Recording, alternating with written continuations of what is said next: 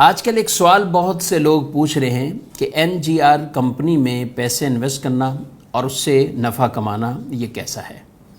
اور اس طرح کے سوال تقریباً کچھ ہی مہینے گزرتے ہیں تو کسی نئی کمپنی کے نام سے وہ موصول ہوتے ہیں۔ طریقہ کار اگر دیکھا جائے تو ماضی کے اندر بھی کئی کمپنیاں ایسی آئیں کہ جنہوں نے طریقہ کچھ یوں ہی اپنایا اور بظاہر لوگوں کو یہ کہا کہ یہ تو کاروبار ہم کر رہے ہیں اور آپ کے ہی پیسے سے جو ہم کماتے ہیں اس میں آپ کا حصہ بھی آپ کو دے رہے ہیں۔ یوں لوگ اس میں شامل ہوتے ہیں، نہ صرف خود شامل ہوتے ہیں بلکہ بہت سے لوگوں کو وہ آگے اس کی ممبرشپ دلاتے ہیں، اور جو ممبرشپ دلوانے والے ہیں ان کو کمیشن کے نام پر مزید کچھ فوائد حاصل ہوتے ہیں، چاہے اس کا نام بونس رکھ دیا جائے، کمیشن رکھ دیا جائے، کچھ بھی اس کو کہتے ہیں۔ NGR کمپنی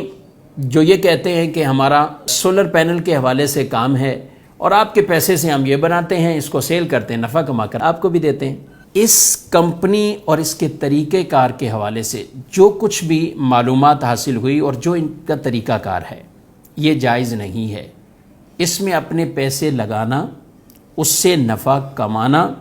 یا اسی طرح دیگر لوگوں کو پھنسانا اور ان کی ممبرشپ یہ دلوانا، یہ سب ناجائز کام ہے، کیونکہ یہ شرکت یا مداربت کاروبار کے شریعت مطہرہ نے طریقے بیان کیے ہیں۔ یا آدمی کسی کے ساتھ شراکت داری کرتا ہے یا مداربت کرتا ہے۔ مداربت مطلب کوئی ایک پیسہ لگاتا ہے، دوسرے کی محنت ہوتی ہے، لیکن اس کے اپنے اصول و ضوابط شریعت مطہرہ نے بیان کیے ہوئے ہیں، تو یہ نہ شرکت کے زمرے میں آتا ہے نہ مداربت کے زمرے میں آتا ہے۔ اس کمپنی نے جو نفع کی شرح رکھی ہوئی ہے وہ ویسے ہی اماؤنٹ اور فکس رقم کے ساتھ ہے۔ شرکت اور مداربت کا کوئی کاروبار کرتا ہے تو اس کے اندر فکس اماؤنٹ نہیں ہے، رقم نہیں ہے، بلکہ پرسنٹیج، فیصد کے اعتبار سے نفع ہوتا ہے، اور بھی اس کی جو شریعت مطہرہ نے اصول و ضوابط شرائط کو بیان کیا ہوا ہے۔ یہاں جتنی بھی رقم اس نے انویسٹ کی، جو بھی پینل لیتا ہے اس کا،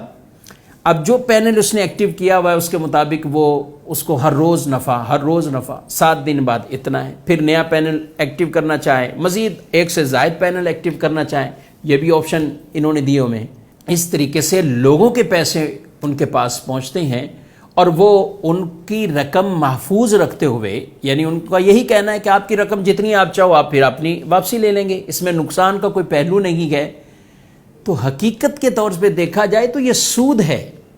کہ جس بھی کاروبار کے لیے آپ رقم دیں اور آپ کی رقم پوری کی پوری کسی طرح کا کوئی خطرہ نہیں اس رقم کو، اور وہ آپ کی رقم بھی ملے گی اور رقم کے ساتھ ساتھ آپ کو وہ فکس نفع بھی دے رہے ہیں، تو یہ سود والا معاملہ ہے۔ اور نبی کریم صلی اللہ علیہ وآلہ وسلم نے یہ ارشاد فرمایا ہے، کل قرض جر منفعۃ فہو ربا، ہر وہ قرض جو نفع لے کر آئے وہ سود ہوتا ہے۔ اللہ پاک نے قرآن پاک میں ارشاد فرمایا، احل اللہ البیع وحرم الربا،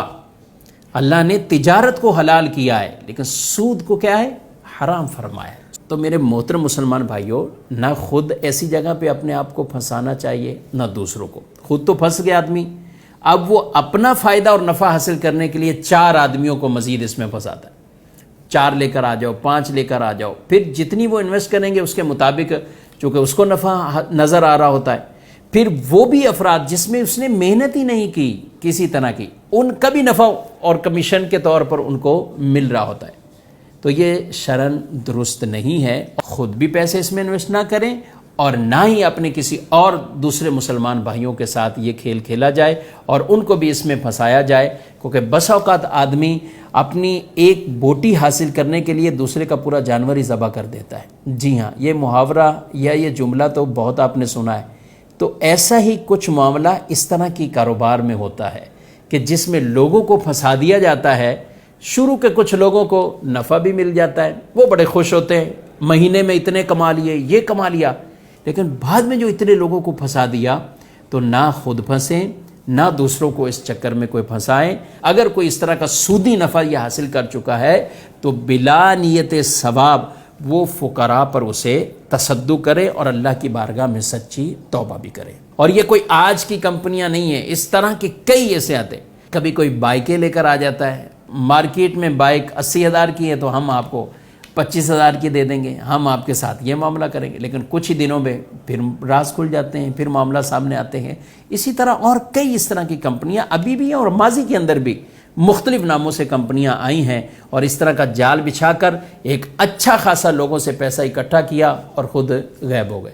اور کئی لوگ بعد میں وہ پچھتاتے رہتے ہیں۔ تو لہذا اس پچھتاوے سے احتیاط بہتر، اور شریعت مطہرہ کے بتائے ہوئے طریقہ کار کے مطابق اگر کوئی بزنس اور کاروبار کرتا ہے فابیہا، لیکن اس طرح کی دھوکے بازیوں میں آ کر یا سودی معاملات میں پڑھ کر وہ ہرگز نہ اپنا وقت برباد کیجئے، نہ اپنا پیسہ برباد کریں، اور نہ ہی اپنی آخرت کو داؤ پر لگائیں۔ اللہ ہم سب کو عقل سلیم عطا فرمائے اور شریعت مطہرہ پر عمل کی توفیق عطا فرمائے۔